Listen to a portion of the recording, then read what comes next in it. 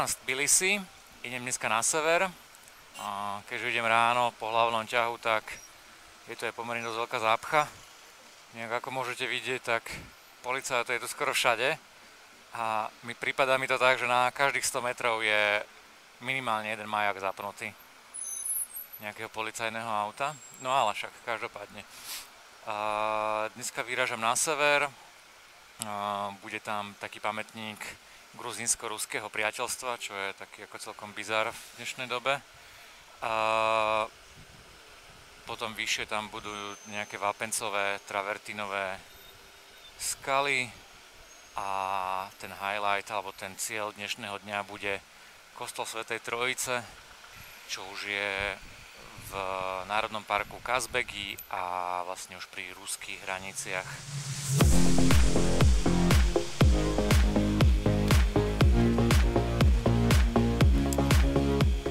Tieto kamióny, už vlastne ak som vychádzal z Tbilisi, tak už boli odstavené. A po hranicu od Tbilisi to je, ja neviem, typujem odhadom takých 70 km, no možno aj 80. A už tuto stoja tie kamióny. Vlastne na ruskú hranicu.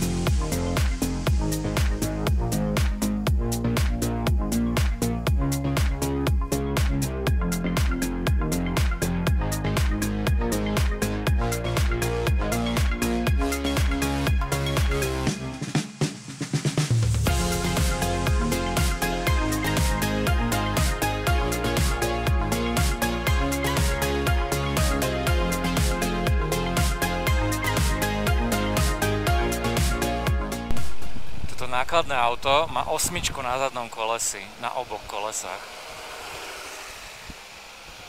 Akože tak mu to lietalo, ešte naložený, bo však sa mu to niekde utrhne.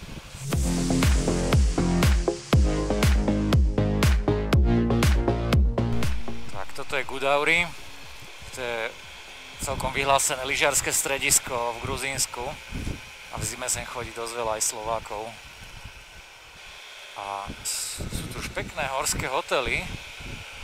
Je čas obedu, no ja by som už sa aj zastavil na kávu. Takáto java z Ruska sa tu pristavila pri mne. Tiež na ceste po Gruzínsku.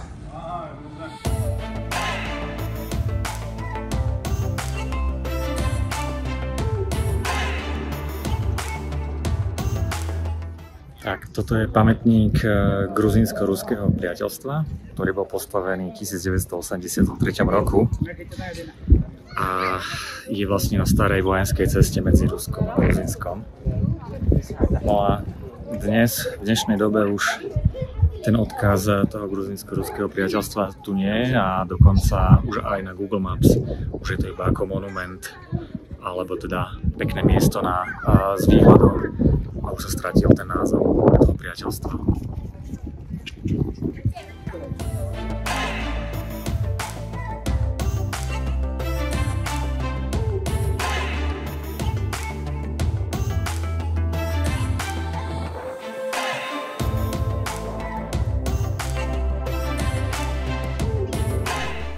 Inak tuto pri tom monumente, keby ste sem išli motorkou, tak dá sa výjsť až takto úplne hore, čo najvyššie.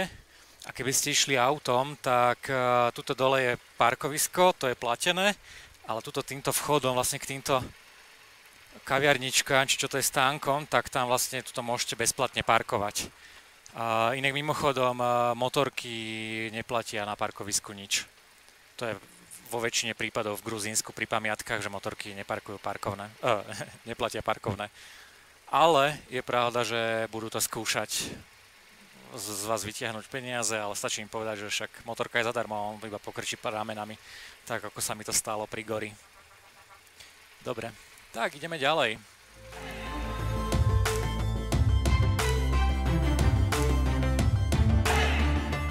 Tak a tuto je takýto vápencová skala, alebo ako to nazvať.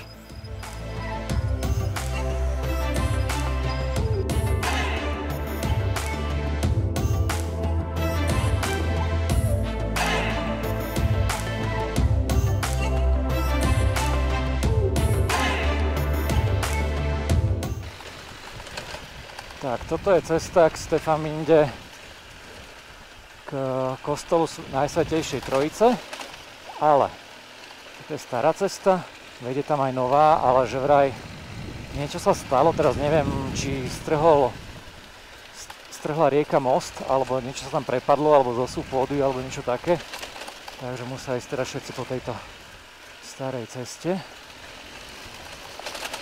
Celkom pekné je to vidieť, tuto v tomto offroade sa trepať tie Audiny ruské. Tu máme Alfa Romeo.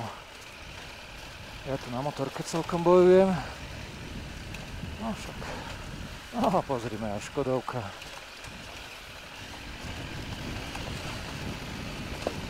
No, Vujko si išiel obzrieť terén. No do piče. Ale tak toto bežným autom asi nedá.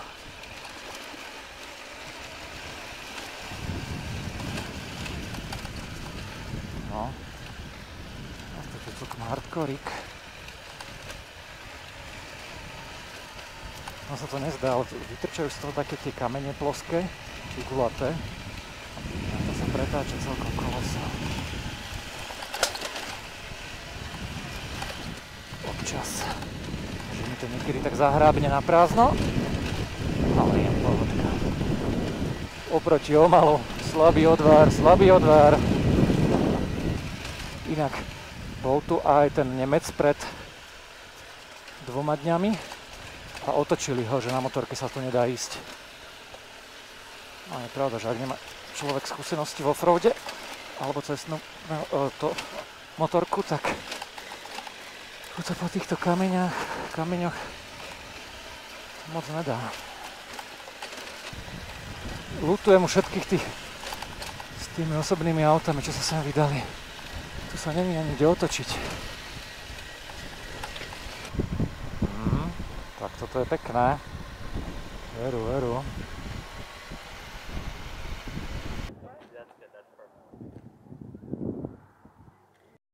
Tak už som pri kostole Najsvätejšej Trojice. Bohužiaľ tá cesta bola zavalená. Povedal mi tu jeden Gruzinec, že bol dosúv pôdy. Takže preto vlastne bola tá cesta neprechladná, sme museli ísť po tej starej ceste, no ale každopádne toto je kostol Najsvätejšej Trojice, zapísaný v UNESCO a je to tu naozaj krásne, ako vidíte.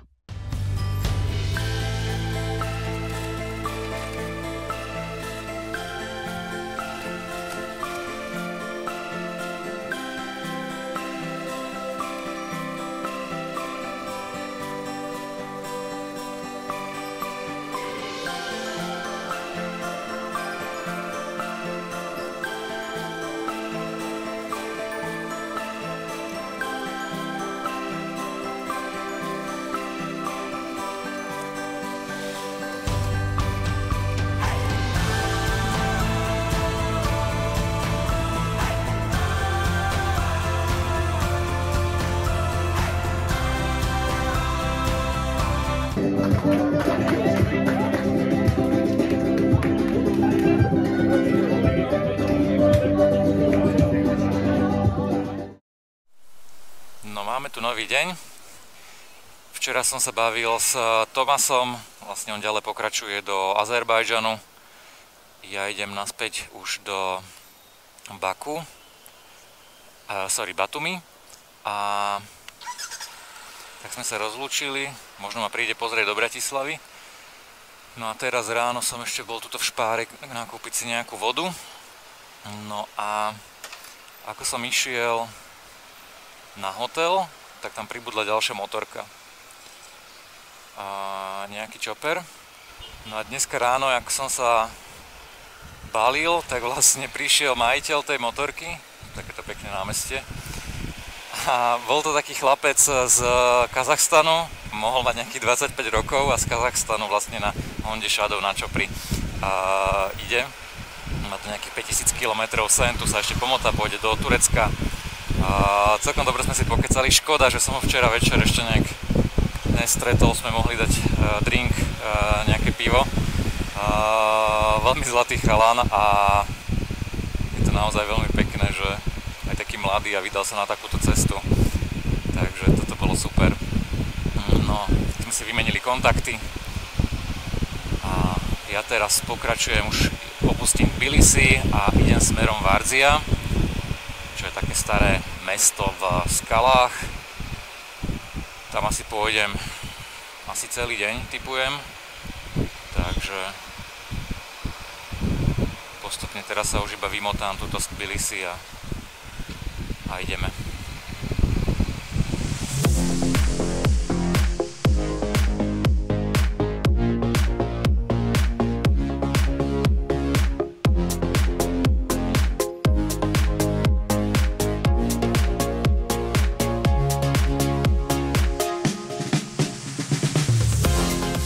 Veľmi pekné cesty idú. Vlastne od Tbilisi je asi nejakých 10 km bola taká dosť veľká premávka a teraz asi posledných 30 km, možno 40 sú samé serpentinky a tá premávka je tu fakt, že minimálna. Sice je sobota, ale myslím si, že aj cez pracovné dni to nebýva nejak veľmi veľká doprava. No a takéto cesty stále doľava, doprava. Takáto klikatice. Krajinka je to taká... Záhorie mi to tu veľmi pripomína. Polia, stromy.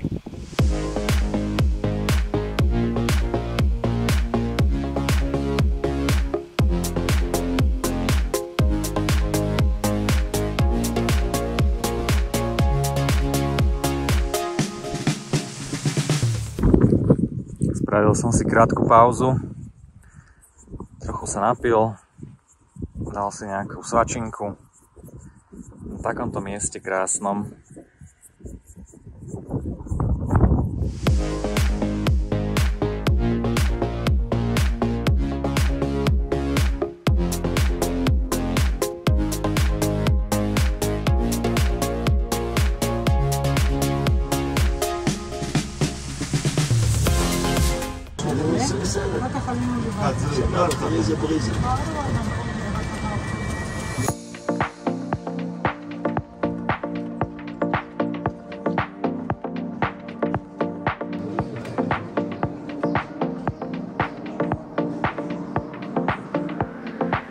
Teraz mi pán povedal, tuto čo je sprievodca alebo dozorca, že tuto je vstup do tunela, ktorý má 70 metrov.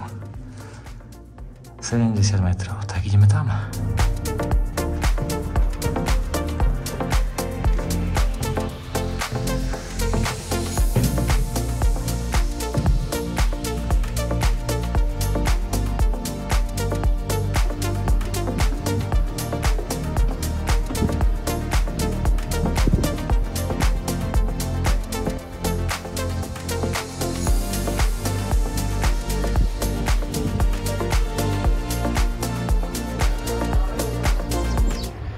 Tak musím uznať, že tá Varzia je naozaj pekná. Vytesané mesto v skalách a je to pomerne dosť veľké. Naozaj som nečakal, že to bude také velikánske. A je tam 1 500 000 schodov. No a je tam v strede aj kaplnka, alebo teda bohoslúžby sa tam robia. Aj teraz tam bola jedna. Je to celkom zaujímavé. Vyzerá, že to tam celkom aj funguje ešte. A je to pekne vidieť, ako napríklad si žili niekedy, ako tam zadržiavali vodu. Je tam aj jazierko s čistou pitnou vodou. Takže veľmi pekné. Odporúčam navštíviť a hlavne nechoďte sem peši. Dole sa dá kúpiť za $2 autobus, ktorý vás vyvezie, alebo také elektrické vozítko, ktoré vás vyvezie tuto hore na kopec. Potom to je jednoduchšie. Takže určite to využite, lebo je strašné teplo. Našťastie to máme za sebou. Videl som, je to pekné, no a ideme ďalej.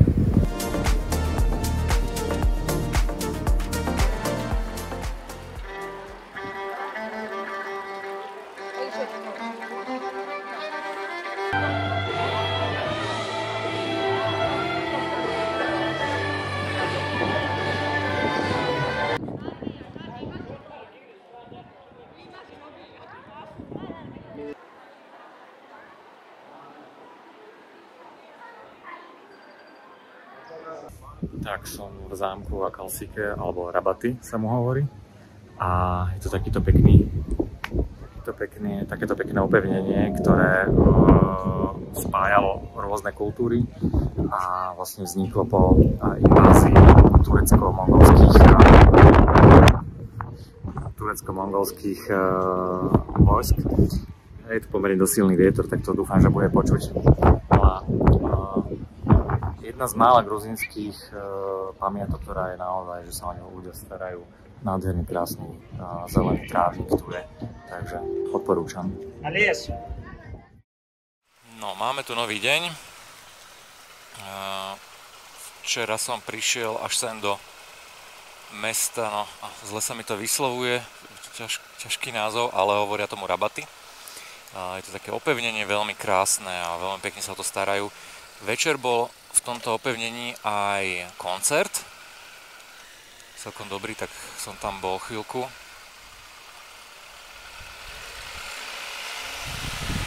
A celkom dobre hrali. Takže celkom dobrá zábava bola večer. No a vlastne ubytovaný som bol hneď pod tými hradbami, čo je úplne super. Ešte som bol rýchlo teraz doplniť nejaké zásoby. No a mením trasu. Pôvodne som mal ísť dnes do Kutaisi cez taký veľmi pekný offroad. Len pozeral som predpoveď, tak celú noc tam pršalo v tých horách. Malo to byť asi nejakých, typujem, 60 km takého offroadu. No a pršalo tam celý čas, čo si myslím, že nebude úplne... Keby to bolo suché, tak by to bolo pekné pojazdenie, ale brodiť sa tam v blate asi sa mi moc nechce. Došlo som si skôr spoznávať krajinu a užívať, než brodiť sa v blate. Ale ďalej som pozeral, že odtiaľ som mal ísť do Kutaisi a z Kutaisi do Batumi. A v Batumi som mal plán ostať jednu noc, alebo celý jeden deň, že si trošku oddychnem na pláži a že budem mať taký jeden deň voľna. No lenže prichádza búrka do Gruzínska, alebo veľká, a už od včera prší v Batumi. Čiže aj tak by som si to tam vlastne, by som musel byť na hoteli. Preto som skipol celú túto trasu a idem vlastne teraz už na turecké hranice. Smerom od Čierneho mora, a keby som chcel ísť po pobreží Turecka, tak tam vlastne stále prší celý dnešok aj zajtrajšok. Tak urobím to tak, že no a tie mraky, celé tie búrkové mraky sa zastavia na hora, pôjdu akorát po hory. No a cez tie hory by som chcel prejsť, tak som si to tak pozeral, že presne tak, ak by som chcel prejsť po tých horách, tak tam končia tie búrkové mraky. Takže plán je taký, teraz ideme už hneď na turecké hranice a idem práve na tie turecké hory, tak aby som vlastne nemusel moknúť. Podľa tej predpovedi, podľa toho radaru, tak je to akože blesky tam sú a že je to fakt silná búrka. No aj tuto, neviem, či vidíte, tam v pozadí už sa schyľujú mraky. Takže takto som si to upravil, takže dnes bude iba taký presun cez hranice a ideme do hôr tureckých.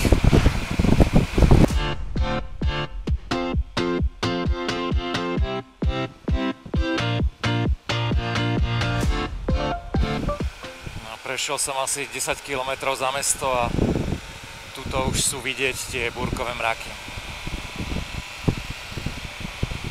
Takže asi ma ten dážď neminie, ale aspoň sa vyhýbam tej najväčšej. Tomu najväčšiemu búrkovému oku. Tak takto vyzerá turecký prechod. Je v rekonštrukcii, čiže je to jedno veľké stavenisko. Gruzínska strana bola veľmi pekná. a na tej tureckej dokonca ešte sa mi ušlo aj to, že im vypadol prúd, tak som musel nejakú pol hodinu čakať, kým to chlapci nahodia. No a potom vlastne klasika na tureckých hraniciach. Jedno okienko, druhé okienko, tretie okienko, naspäť k druhému okienku.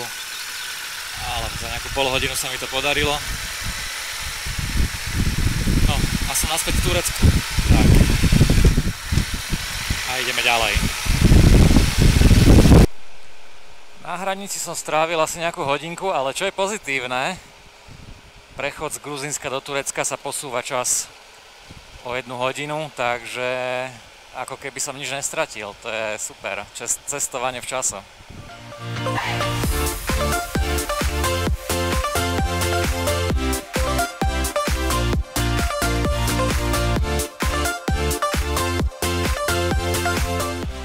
Je nedeľa a už idem asi pol hodinu, 20 minút a ešte žiadne auto som nestretol.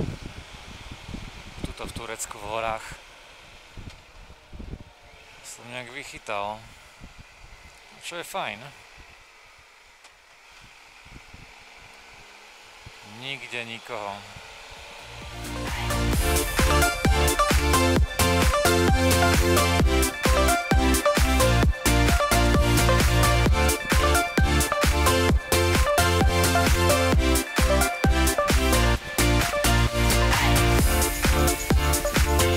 Toto je cesta jak svet, ale pre koho?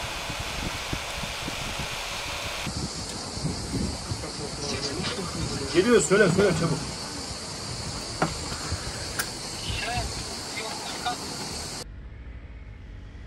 Pri ceste cez hory som stretol tieto 3 motorky, tak som sa tu zastavil, že na nejakú pauzu. No a bol to práve Ducati Multistrada, KTM a Triumph Tiger. No a samozrejme bol to prvý, ktorý som videl v Turecku, tak som tu hneď zastavil. No a chalani boli z Turecka, dali sme si tú kávu, nejaké ovocie a pokecal som s nimi.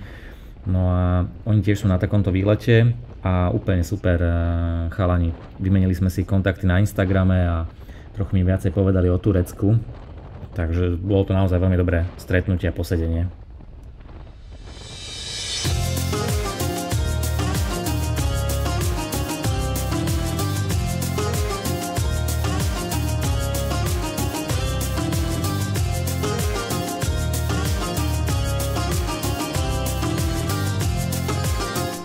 Musím uznať, že táto cesta D950 je veľmi pekná. Je tu síce dosť veľa tunelov, ale aj dosť veľa serpentín. Čiže ak si chcete užiť zákrut tak a v horách, popri takejto rieke alebo v vode, ktorá tu preteká, neviem presne názov, ale to je jedno teraz, tak určite odporúčam túto cestu D950. No táto cesta ma stále viac a viac prekvapuje. Toto už je asi nejaký 15. tunel, ktorý ideme. A niektoré majú aj takže 6 km, dosť veľa. Čiže je to pomerne nová cesta, aj nové tunely. A najlepšie na tom to, že tým, že sa ide z tunela do tunela, tak sa mi nestíha chytať GPS-ko. No a najlepšie je, že tuto v jednom tuneli bola odbočka doľava doprava. A vlastne človek netuší, kam má ísť. Takže som si to iba tipol, ale vyzerá, že som si to dobre tipol.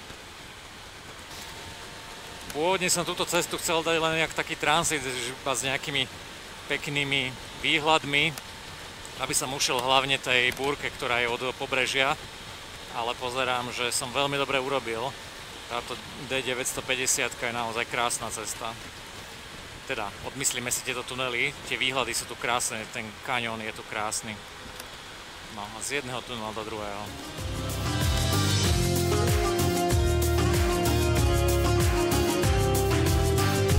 Tak, teraz pri tom poslednom tuneli som si všimol, že oni sú očíslované a skončili sme pri čísle 29. 29 tunelov na tej ceste bolo, ktoré sa striedali s tými kaňonmi a vlastne skončili, teraz sme už na starej ceste. Pozrite, aké to tu nádherné.